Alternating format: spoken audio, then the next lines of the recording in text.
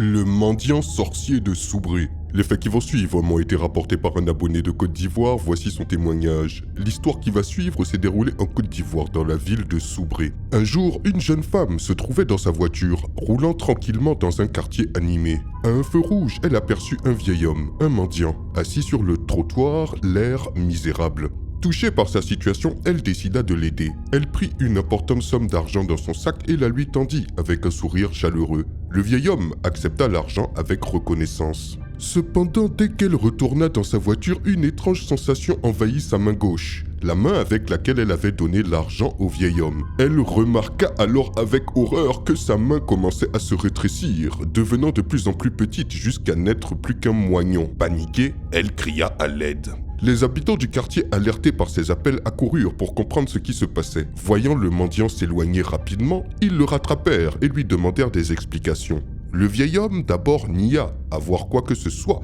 avec ce qui arrivait à la femme. Mais sous la pression et les menaces des habitants, il finit par avouer qu'il avait jeté un sort à la jeune femme provoquant la réduction de sa main gauche. Les habitants furieux exigèrent qu'il répare ce qu'il avait fait. Le mendiant hésita avant de proposer une solution étrange et troublante pour que la main de la femme redevienne normale. Il devait sucer son sein gauche. Les habitants perplexes mais désireux d'aider la jeune femme acceptèrent à contre-cœur.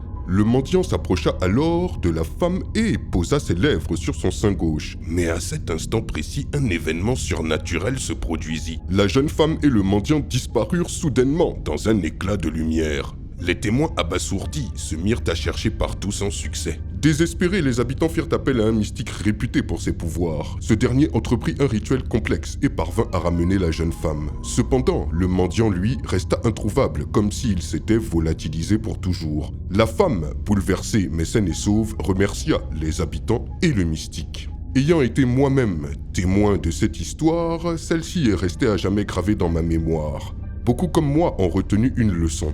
Parfois, même les gestes les plus nobles peuvent avoir des conséquences imprévisibles. Depuis ce jour, j'hésite à offrir mon aide à des inconnus, surtout lorsqu'il s'agit de mendiants.